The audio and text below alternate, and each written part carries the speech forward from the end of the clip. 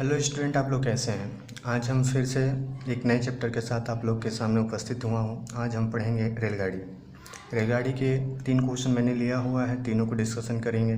तीनों से आप चाल, लंबाई और समय आप निकाल सकते हैं, ठीक है। इससे क्लियर हो जाएगा, बेसिक क्लियर होगा। मैं आप कुछ लोग का कमेंट भी आ रहा है, मैं मान रहा हूँ कि सर पूरे चैप्टर को कॉन्सेप्ट वाइज लेके आए। मैं लेके आऊँगा, ठीक है। अभी मैं थोड़ा यहाँ व्यस्तता हूँ, मैं 15-20 दिन में खाली जैसे होता हूँ तो प्रत्येक चैप्टर का कॉन्सेप्ट टाइप का अब पूरा कंप्लीट लेके आऊँगा। अभी जितना दे रहा हूँ उतना फिलहाल अभी परीक्षा के लिए आप लोग देखिए, ठीक है।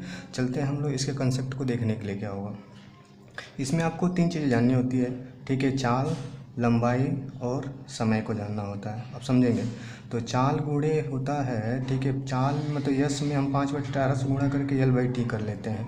अब देखिए यस क्या होता है, चाल होता है जो किलोमीटर पर घंटा में रहेगा, हमेशा घंटा में रहेगा। यहाँ गलती से सेकंड लिख दिया गया था तो घंटा होगा, यहाँ पे याद रखिएगा।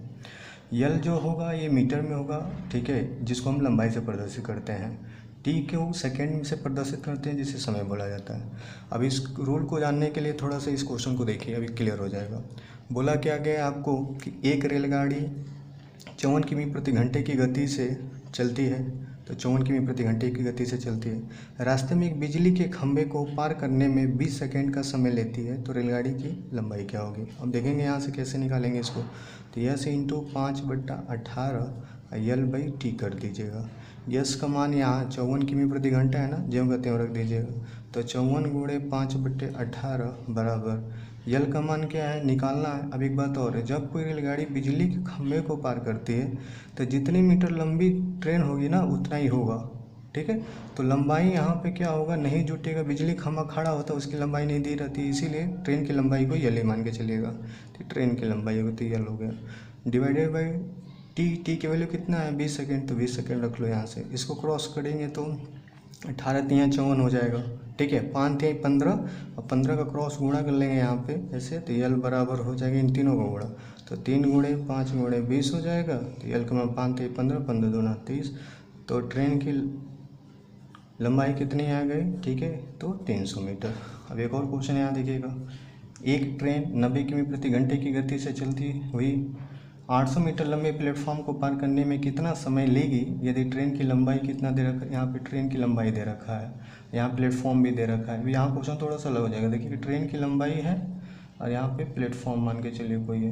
ये प्लेटफॉर्म ट्रेन की लंबाई यहाँ पे 200 और प्लेटफॉर्म की लंबाई कितना है 800। अब देखिए उसी ट्रिक से यस इंटू 5/18 L/T हो गया। अब यस का मान कितना है 90, तो 90 गुणे 5/18 ले लिया बराबर यल। अब यहाँ पे यल क्या होगा ना, जब ट्रेन और किसी प्लेटफॉर्म को पार करते थे दोनों को जोड़ दिया जाता है, तो इन दोनों को जोड़ेंगे तो कितना हो जाएगा 1000 डिवाइडेड बाई कितना हो जाएगा यहाँ पे टी की वैल्यू को निकालना है। बोल रहा है क्या कितने समय में, तो टी की वैल्यू यहाँ टी हो जाएगी, मतलब टी की वैल्यू निकालना छोड़ दिया मैंने। 18 से गुणा करेंगे, काटेंगे यहाँ से तो 5 बार में, यहाँ से क्रॉस यहीं से काट लो, इसको यहाँ से काटा 200 बार में, फिर से काटा कितनी बार में 40, क्रॉस गुणा कर दिया तो टी की वैल्यू कितनी आ गई 40 सेकेंड। तो यहाँ टी की वैल्यू कितनी आ गई 40 सेकेंड, ठीक है। लास्ट वाले क्वेश्चन को देखिएगा। 450 मीटर लंबाई की ट्रेन रास्ते में एक बिजली के खंभे को पार करने में 36 सेकेंड का समय लेती है, तो ट्रेन की चाल क्या होगी। अब यहाँ पे चाल पूछ दिया, तो यस इंटू 5/18 L/T कितना हो गया टी। यस का मान निकालना छोड़ दिया, 5/18 हो गया। यल का मान कितना दे रखा है 400।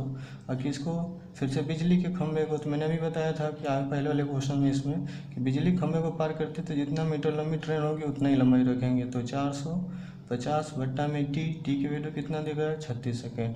अब इसको क्रॉस गुणा करो, देखो यहाँ से इसको काट सकते हो यहाँ से, तो 18 दूनी 36, ठीक। इसको यहाँ से काट दिया तो कितना हो गया 90, और इसको यहाँ काट दिया तो 40। तो यस का मान कितना हो जाएगा 45 किलोमीटर पर घंटा। क्यों, क्योंकि यस को किलोमीटर पर घंटा में लिखना है, लिखा। टी को सेकेंड में लिखना है, लिखा।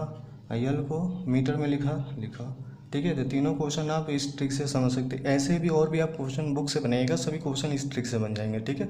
तो थैंक यू, धन्यवाद।